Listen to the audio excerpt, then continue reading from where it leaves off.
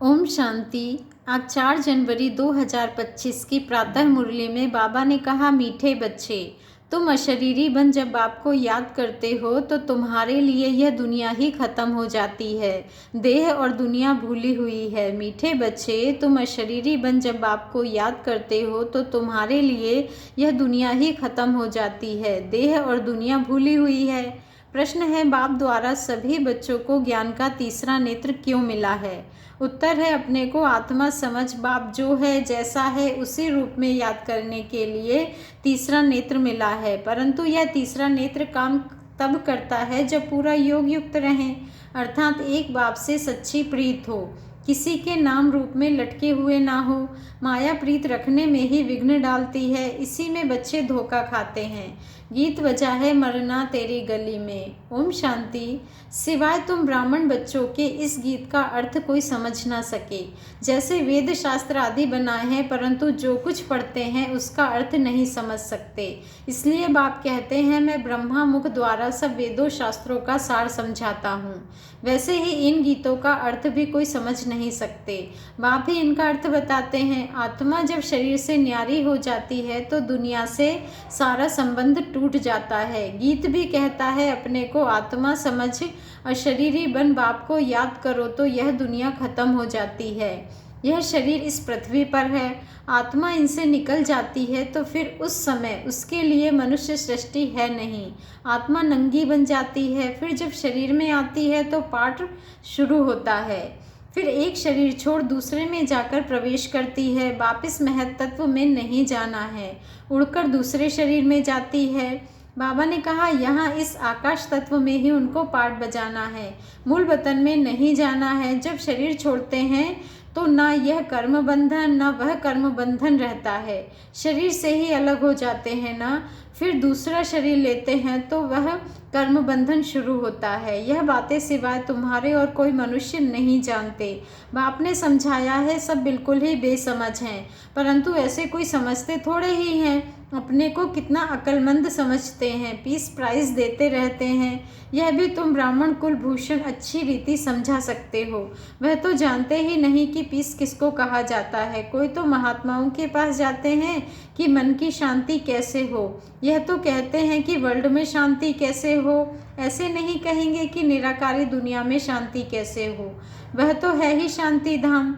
हम आत्माएं शांति धाम में रहती हैं, परंतु यह तो मन की शांति कहते हैं।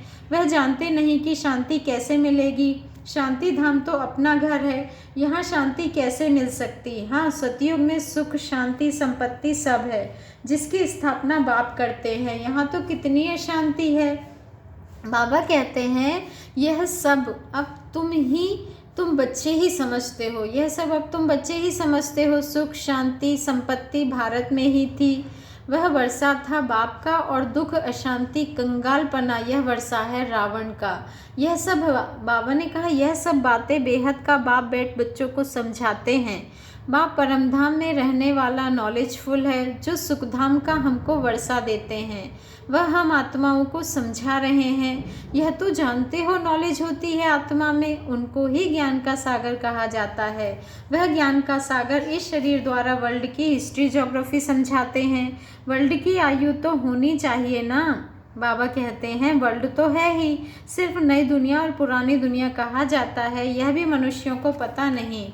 न्यू वर्ल्ड से ओल्ड वर्ल्ड होने में कितना समय लगता है, तुम बच्चे जानते हो। कलयुग के बाद सतयुग जरूर आना है, इसलिए कलयुग और सतयुग के संगम पर बाप को आना पड़ता है। यह भी तुम जानते हो, परमपिता परमात्मा ब्रह्मा द्वारा नई दुनिया की स्थापना, शंकर द्वारा विनाश कराते हैं।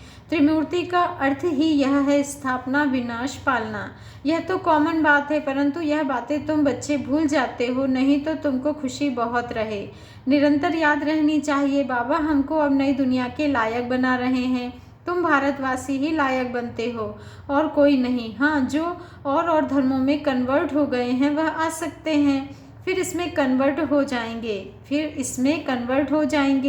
जैसे उसमें हुए थे। यह सारी नॉलेज तुम्हारी बुद्धि में है, मनुष्यों को समझाना है। यह पुरानी दुनिया अब बदलती है, महाभारत लड़ाई भी जरूर लगनी है। इस समय ही बाबा आकर राजयोग सिखलाते हैं। जो राजयोग सीखते हैं वह नई दुनिया में चले जाएंगे। तुम सबको समझा सकते हो कि ऊंचते ऊंचे भगवान, फिर ब्रह्मा विष्णु शंकर, फिर आओ यहाँ मुख्य है जगत अम्बा जगत पिता। बाप आते भी यहाँ हैं ब्रह्मा के तन में। प्रजापिता ब्रह्मा तो यहाँ है ना, ब्रह्मा द्वारा स्थापना सूक्ष्म तन में तो नहीं होगी ना, यहाँ ही होती है। यह व्यक्त से अव्यक्त बन जाते हैं।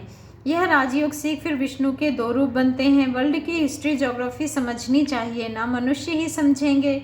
वर्ल्ड का मालिक ही वर्ल्ड की हिस्ट्री ज्योग्राफी समझा सकते हैं। वह नॉलेजफुल पुनर्जन्म रहित है। यह नॉलेज किसकी बुद्धि में नहीं है? परखने की भी बुद्धि चाहिए ना, कुछ बुद्धि में बैठता है या ऐसे ही है, नब्ज देखनी चाहिए। एक अजमल खान नामी गिरामी वैद्य होकर गया है। बाबा ने कहा एक अजमल खान नामी गिरामी वैद्य होकर गया है। कहते हैं देखने से ही उनको बीमारी का पता पड़ जाता था।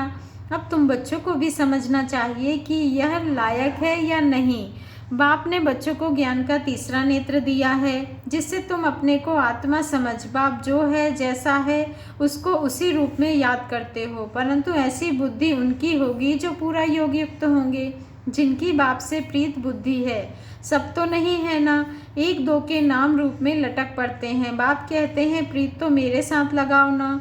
माया ऐसी है जो प्रीत रखने नहीं देती है। माया भी देखती है, हमारा ग्राहक जाता है तो एकदम नाक कान से पकड़ लेती है, फिर जब धोखा खाते हैं तब समझते हैं माया से धोखा खाया। बाबा ने कहा माया जी जगत जीत बन नहीं सकेंगे, उच्च पद पा नहीं सकेंगे, इसमें ही मेहनत है। श्रीमत कहती है मामेकम याद करो तो तुम्हारी जो पतित बुद्धि है वह पावन बन जाएगी। परंतु कईयों को बड़ा मुश्किल लगता है। इसमें सब्जेक्ट एक ही है, अल्फ और बे, बस दो अक्षर भी याद नहीं कर सकते हैं। बाबा कहे अल्फ को याद करो, फिर अपनी देह को, दूसरे की देह को याद करते रहते हैं। बाबा कहते हैं देह को देखते हुए तुम मुझे याद करो। आत्मा को अब तीसरा नेत्र मिला है, मुझे देखने समझने का, उससे काम लो। बाबा कहते हैं तुम बच्चे अभी त्रिनेत्री त्रिकालदर्शी बनते हो, परंतु त्रिकालदर्शी भी नंबरवार है। नॉलेज धारण करना कोई मुश्किल नहीं है, बहुत ही अच्छा समझते हैं, परंतु योग बल कम है, देही अभिमानी पना बहुत कम है। थोड़ी बात में क्रोध गुस्सा आ जाता है, गिरते रहते हैं, उठते हैं गिरते हैं, आज उठे कल फिर गिर पड़ते हैं। देह अभिमान मुख्य है, फिर और विकार लोभ मोह आदि में फंस पड़ते हैं।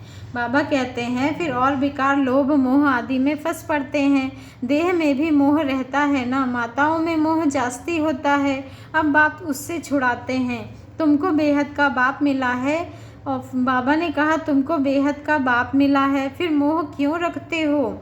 उस समय शक्ल बातचीत ही बंदर मिसल हो जाती है। बाप कहते हैं नष्टो मोहा बन जाओ, निरंतर मुझे याद करो।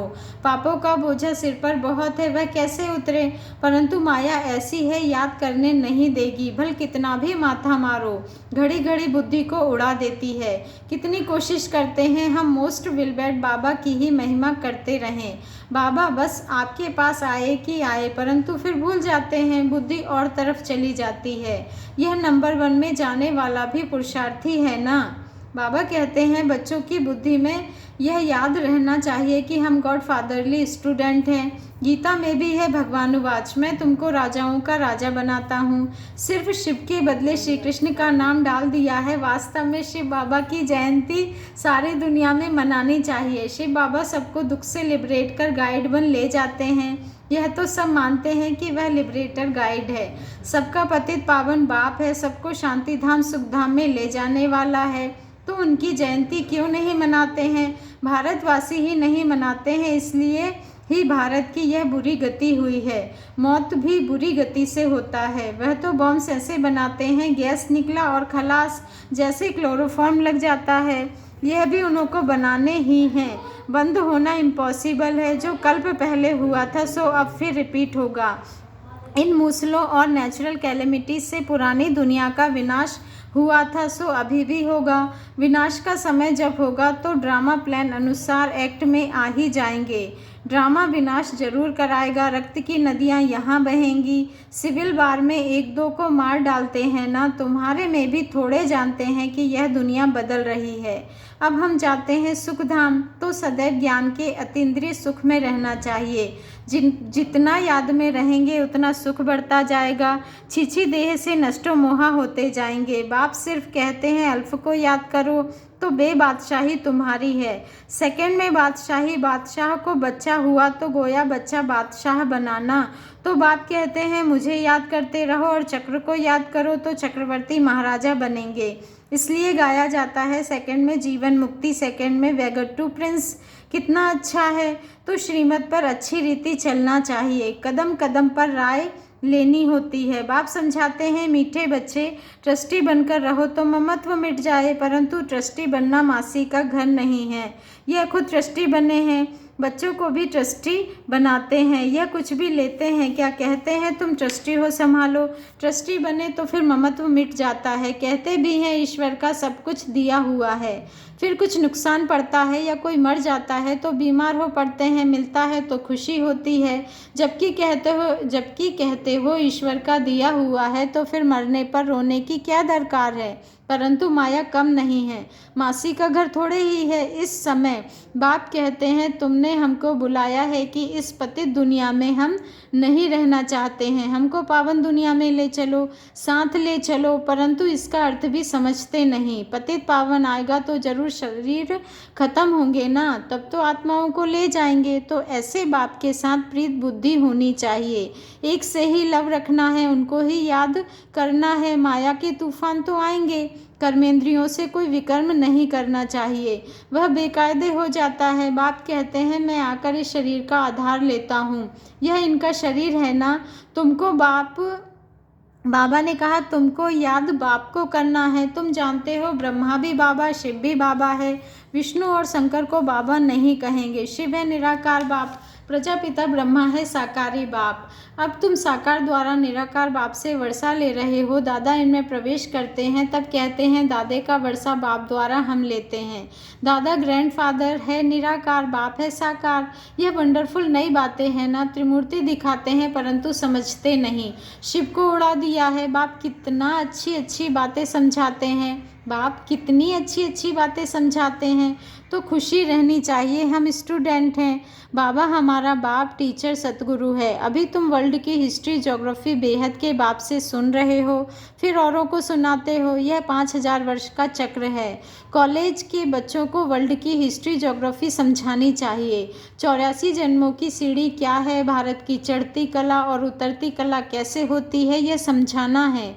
सेकंड में भारत स्वर्ग बन जाता है, फिर 84 जन्मों में भारत नर्क बनता है। यह तो बहुत ही सहज समझने की बात है। भारत गोल्डन एज से आयरन एज में कैसे आया है, यह तो भारतवासियों को समझाना चाहिए, टीचर्स को भी समझाना चाहिए। वह है जिस्मानी, बाबा ने कहा वह है जिस्मानी नॉलेज, यह है रूहानी नॉलेज, वह बाप देते हैं, यह गॉड फादर देते हैं। वह है मनुष्य सृष्टि का बीज रूप, तो उनके पास मनुष्य सृष्टि का ही नॉलेज होगा।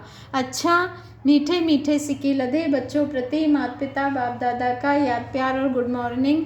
रूहानी बाप की रूहानी बच्चों को नमस्ते, और हम रूहानी बच्चों की रूहानी माता पिता बाप दादा को दिल से याद प्यार गुड मॉर्निंग और नमस्ते। शुक्रिया बाबा, शुक्रिया। धारणा के लिए मुख्य सार है, फर्स्ट पॉइंट है, इस छीछी देह से पूरा नष्टो मोहाबन ज्ञान के अति इंद्रिय सुख में रहना है। इस छीछी देह से पूरा नष्टो मोहाबन ज्ञान के अतीन्द्रिय सुख में रहना है। बुद्धि में रहे अब यह दुनिया बदल रही है, हम जाते हैं अपने सुखधाम। सेकंड पॉइंट है, ट्रस्टी बनकर सब कुछ संभालते हुए अपना ममत्व मिटा देना है। एक बाप से सच्ची प्रीत रखनी है, कर्मेंद्रियों से कभी भी कोई विकर्म नहीं करना है। वरदान है, ब्रह्मा बाप समान श्रेष्ठ ते श्रेष्ठ तस्वीर बनाने वाले परोपकारी भव। ब्रह्मा बाप समान श्रेष्ठ ते श्रेष्ठ तस्वीर बनाने वाले परोपकारी भव। आज का स्वमान है, मैं परोपकारी आत्मा हूँ। मैं ब्रह्मा बाप समान श्रेष्ठ ते श्रेष्ठ तस्वीर बनाने वाली परोपकारी आत्मा हूँ। मैं परोपकारी आत्मा हूँ। श्रेष्ठ स्मृति और श्रेष्ठ कर्म द्वारा तकदीर की तस्वीर तो सभी बच्चों ने बनाई है। अभी सिर्फ लास्ट टचिंग है संपूर्णता की, वह ब्रह्मा बाप समान श्रेष्ठ ते श्रेष्ठ बनने की। इसके लिए परोपकारी बनो, अर्थात स्वार्थ भाव से सदा मुक्त रहो। हर परिस्थिति में, हर कार्य में, हर सहयोगी संगठन में जितना निस्वार्थपन होगा उतना ही परोपकारी बन जाएंगे। सदा स्वयं को भरपूर अनुभव करेंगे, सदा प्राप्ति स्वरूप की स्थिति में स्थित रहेंगे। स्व के प्रति कुछ भी स्वीकार नहीं करेंगे, स्व के प्रति कुछ भी स्वीकार नहीं करेंगे। स्लोगन है, सर्वस्व त्यागी बनने से ही सरलता व सहनशीलता का गुण आएगा। बाबा ने कहा सर्वस्व त्यागी बनने से ही सरलता व सहनशीलता का गुण आएगा। अच्छा, ओम शांति। आज अव्यक्त मास का चौथे दिन का अव्यक्त पुरुषार्थ का पॉइंट है, अपनी शक्तिशाली मनसा द्वारा सकाश देने की सेवा करो।